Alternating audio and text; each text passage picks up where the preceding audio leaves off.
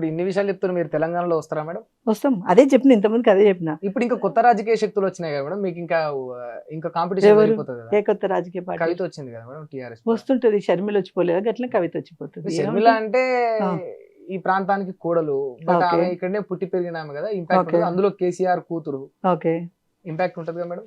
ఇట్లా ఏ రకంగా ఉంటుంది? నా ఉద్దేశ ప్రకారంగా అయితే ఫస్ట్ ఆఫ్ ఆల్ వాళ్ళ ఇంటి రాజకీయాలు, వాళ్ళ ఇంటి గొడవలు రోడ్డు మీద వేసి కన్న తండ్రికి మర్యాద ఇయ్యలేనటువంటి బిడ్డ కని సాది పెంచి నిన్ను చదివించి నీకు పెళ్లి చేసి నీకు రాజకీయ భవిష్యత్తు ఇచ్చి నీకు ఆర్థికంగా అనేక రకాలుగా ఒక ఒక తండ్రి అంటే అరే ఇట్లుంటాడా తండ్రి అనేటువంటి ఒక గొప్ప తండ్రి గురించి జరసేపు రాజకీయాలు నేను పక్కన పెట్టి మాట్లాడుతున్నాను, బీజేపీ అనేది పక్కన పెట్టి మాట్లాడుతున్నా.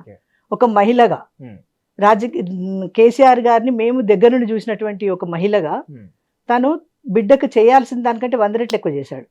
కానీ వాళ్ళ బిడ్డ ఏమంటుందండి, ఏం మాట్లాడింది అసెంబ్లీలో గతంలో? ఏం పీకి కట్టలు కట్టిండ్రు అనేసి నువ్వు ఢిల్లీ దాకా పోయినావు అన్నది. తండ్రిని ఏ కూతురని అట్లా మాట్లాడుతుందా? సరే, ఎవరు మెప్పు కోసం మాట్లాడినవో, ఎవరు వదిలిన బానో మాట్లాడినవు అనుకుందాం. మళ్ళీ నిన్న మొన్న నువ్వు పార్టీ పెట్టుకో, నీ ఏజెండా ఏమన్నా ఉంటే మాట్లాడు.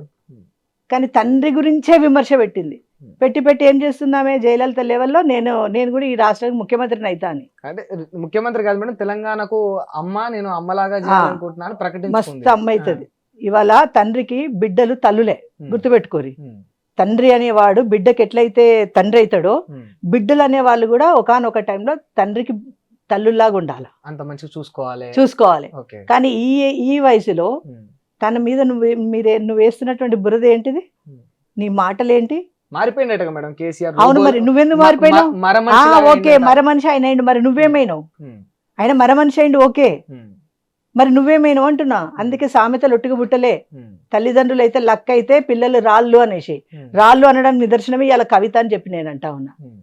తండ్రి ఎంత బాధపడతాడు, తల్లి ఎంత బాధపడుతుంది. ఆమెకి రాజకీయమే ముఖ్యమైపోయింది, ఆమె ఆస్తుల వాటానే ముఖ్యమైపోయింది తప్ప ఇంకోటి ఏం లేదు. తెలంగాణ ఒక్క విషయం అది నేనేమంటుంటే అన్ని రకాలుగా ఆమె కావాలనేసి, రాజకీయంగా ఆర్థికంగా అన్ని రకాలుగా నేనేదో బాగా ఏమో చెయ్యాలన్న ఉద్దేశం మీద ఆమె బయటకు వచ్చింది తప్ప ప్రజలను ఉద్ధరించేంత సీన్ ఆమెకు లేదు. ఒకవేళ ప్రజలను ఉద్ధరియాలనుకుంటే ఆమె ఎందుకు ఎంపీగా పోటీ చేసింది?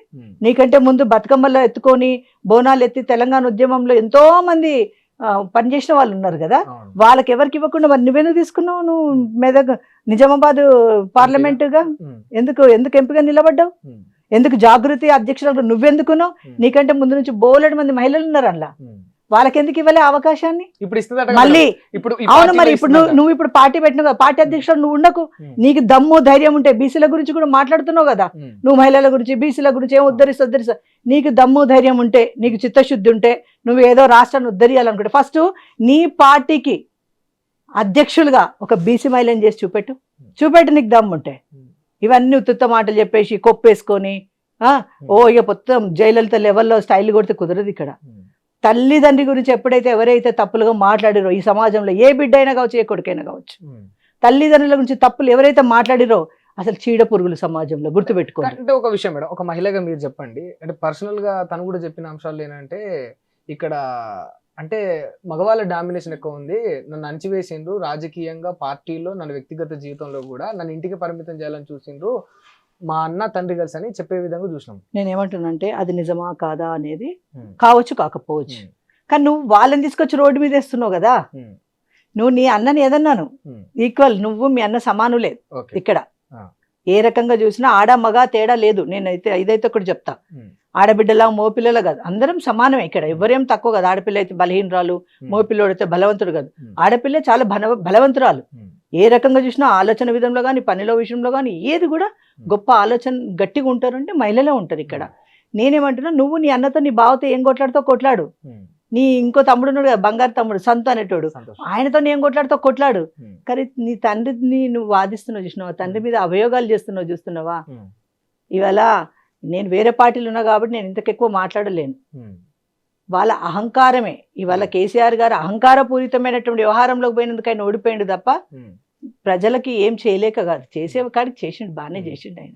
ఓకే. ఈ మాట మీరు బీజేపీ నాయకుడు నేనేమంటున్నా అంటే తండ్రి బీజేపీ నాయకురాలు నేను మాట్లాడట్లేదు, మళ్ళీ చెప్తున్నా. నేనేం చెప్తున్నా అంటే తండ్రిని పట్టుకొని ఆ విధమైన మాటలు ఒక అమ్మాయి మాట్లాడుతుంది కాబట్టి తండ్రికి కూతురుగా మీరు ఈ మాట చెప్తున్నా అంతే. ఇవాళ పార్టీ తరఫు నుంచి నేను మాట్లాడతలేను. ఏ మూలవే బోరేసిన నీళ్ళు పడుతున్నాయి ఇవాళ. ఆయన శ్రమే కదా. ఏం మీకే అన్నావు కదా అసెంబ్లీలో, ఒక ఆడపిల్ల మాట్లాడిన మాటలేనా, తండ్రిని అనాల్సిన మాటలేనా ఇవి? కొంతమంది ఏమంటారు అంటే కవిత విషయంలో ఆమెకి ఎంత కడుపు రగిలి ఉంటే, ఎన్ని బాధలు పడి ఉంటే ఇటువంటి మాటలు అంటది. అవునా? మరి ఈ తల్లి ఎంతో మంది చాలా మంది అత్యాచారాలకు గురైన వాళ్ళు ఉన్నారు ఆడపిల్లలు. మరి అప్పుడు ఎటుపోయింది నీ బాధ, నీ ఆక్రోశం, నీ ఇదంతా ఎటుపోయింది అంటున్నా. ఎంతమంది ఆడపిల్లలు రోడ్డు మీద పడలేదా? మద్యం మత్తులో మీ ఇప్పుడు కేసీఆర్ గారు కొన్ని తప్పులు కూడా చేసిండు. ఏం తప్పులు చేసిండు? ఇష్టం వచ్చినట్టు బెల్ట్ షాపులు, ఇష్టం వచ్చినట్టు ఏడబడితే అక్కడ ఎట్లా పడితే మద్యాన్ని ఏరులే బారిచ్చిండు. డైలీ వస్తున్న ఇన్కమే చూసిండు తప్ప ఆడపిల్లలు ఎంతమంది చేస్తారు, మగపిల్లలు ఎంతమంది పాడైతుండ్రు ఏంది అనేది ఆలోచించలే. మరి అప్పుడు నువ్వు బాధ్యత గల స్త్రీవే కదా, మరి తండ్రికి ఎందుకు చెప్పి వాటిని ఎందుకు కంట్రోల్ చేయించలేకపోయినావు? మహిళల గురించి నువ్వు ఆలోచించేదానివే కదా. అసలు బీసీ నినాదం ఆమె ఎత్తుకుంటే మా బీసీలకు సిగ్గేస్తుంది. ఆమె బీసీ నినాదం ఎప్పుడైతే మాట్లాడుతుందో రాజ్యాధికారం చేస్తా ఉంటుంది. అదే నేనేమంటున్నానంటే ఆమె బీసీల గురించి మాట్లాడే నైతిక విలువ ఫస్ట్ కవితకు లేదు. ఒకవేళ నీకేమైనా మాట్లాడాలి అనేది అంటే ఫస్ట్ ఒక స్టెప్ ఏమంటున్నాను కదా, నీ పార్టీకి అధ్యక్షురాలుగా ఒక బీసీ మహిళను చేసి నువ్వు బీసీల గురించి మాట్లాడు. అర్థమవుతుందా? ఎందుకంటే మీ నాయన దళితుని ముఖ్యమంత్రిని చేస్తా అన్నాడు, పోయి ఆయనే పోయి ముఖ్యమంత్రి సీట్లో కూర్చున్నాడు. నువ్వు ఇవాళ బీసీలు అసలు నీకు రైటే లేదు, నువ్వు మాట్లాడొద్దు కవితమ్మ, నీకు రైట్ లేదు. ఇవాళ తల్లిదండ్రుల గురించి విమర్శ రోడ్డు ఎక్కిన నువ్వు మరి అమ్మలాగా అవుతుందంట, మీరేమో రైటే లేదంటారు మేడం. అదే అవుతుంది అమ్మలాగా అవుతుంది, ఇంకా 4 రోజులు అయితే అక్క అవుతుంది, చెల్లి అవుతుంది, అన్నీ అవుతాయి. కానీ అవన్నీ అసలు అది జరగని పని. అటువంటి కళలన్నీ కూడా ఇప్పుడు కళలు ఎవరైనా కనొచ్చు, తప్పలేదు. కానీ వాళ్ళ తప్పే ఉంది. ఇది స్వతంత్ర భారతదేశం, ఎవరు ఏ విధమైన కళలు కూడా కనొచ్చు. కళలే అంటారు, కళలకే 100%. అంటే ఇప్పుడు కవిత ఇంపాక్ట్ ఏముండదు మేడం?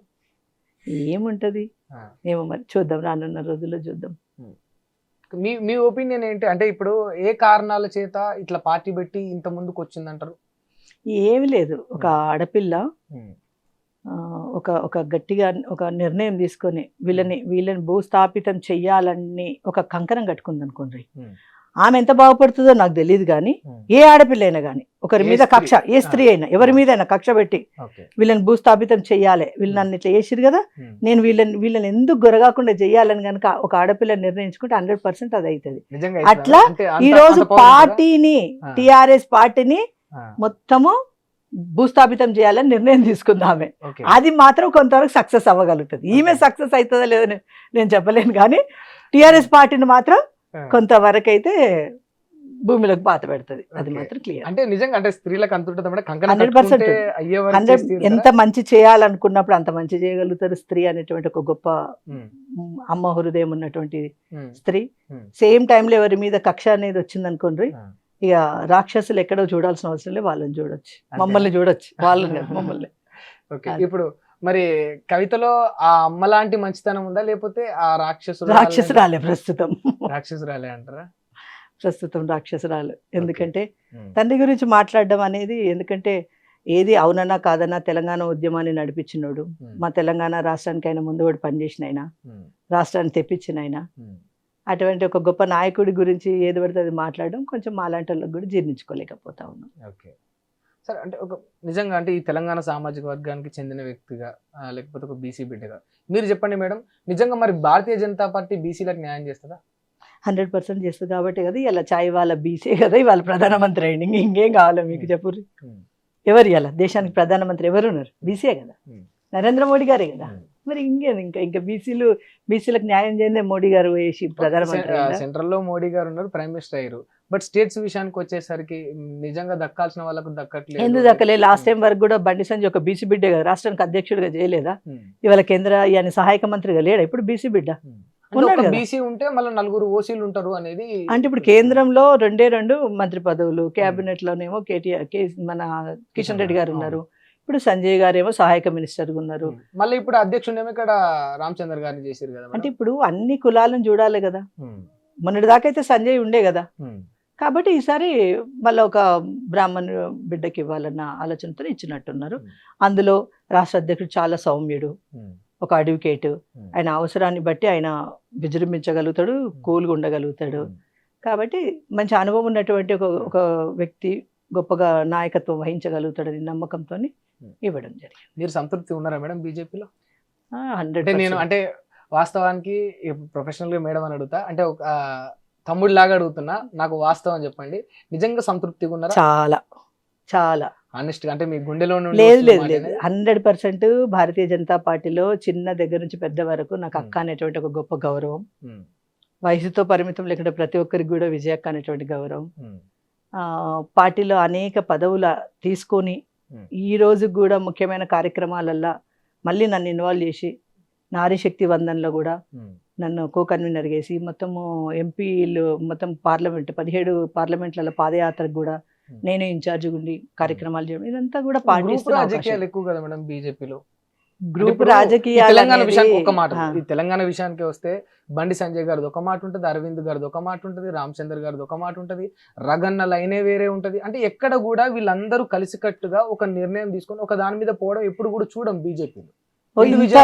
ఇంతవరకు పార్టీ నాయకులకు వ్యతిరేకమైనటువంటి వ్యవహారాలు ఏ ఒక్క నాయకుడన్నా చేసిన మా బీజేపీలో చెయ్యరు. గ్రూప్ రాజకీయాలు అనేది ఎక్కడ ఉండదు కూడా. ఏది భారతీయ జనతా పార్టీ మరి రాజాసింగ్ పరిస్థితి ఏంటి మేడం? పార్టీకి రాజాసింగ్ వ్యతిరేకంగా అంటే అది చేయడం పెద్దలు, అన్నారు. ఇక పెద్దలు వాళ్ళు ఏం నిర్ణయించుకున్నారో అది నేను మాట్లాడదలుచుకోలేదు. ఉమ్, పార్టీ పెద్దలు నిర్ణయించింది కదా, ఉమ్, కాబట్టి నేను మాట్లాడడం నాది కరెక్ట్ కాదు కావచ్చు. ఇప్పుడు మరి మీ పొజిషన్ ఏంటి భవిష్యత్తులో? ఏం ఎక్స్పెక్ట్ ఉంటది, ఖచ్చితంగా ఉంటది. రానున్న రోజుల్లో మహిళలదే రోజులు, చట్టసభల్లో అడుగు పెడతానని నమ్మకంతో ఉన్నా. Okay okay madam. So final ఏం చెప్తారు మరి ఇప్పుడు ఈ 2.5 ఏళ్ల కాంగ్రెస్ ప్రభుత్వం గురించి మీ ఒపీనియన్?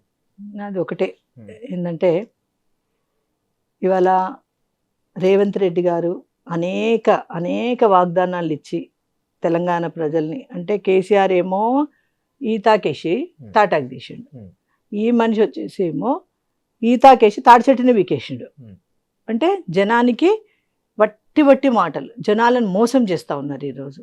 ఇప్పటికైనా ఇంకో 3 సంవత్సరాలు ఉంది గవర్నమెంట్, కాబట్టి నువ్వు ఇచ్చిన ఈ రేవంత్ రెడ్డి గారు ఏవేవైతే వాగ్దానాలు చేసిండో అలా కొంతన్న జనానికి ప్రజలకి అమల్లో ఉండేటట్టుగా చేసి ప్రజల యొక్క ఇచ్చినటువంటి మాటని కొంతవరకైనా నిలబెట్టుకొని తెలంగాణ ప్రజలకి న్యాయం చేయాలనేది మాత్రం ఈ ప్రభుత్వానికి నేను చెప్పదలుచుకున్నాను.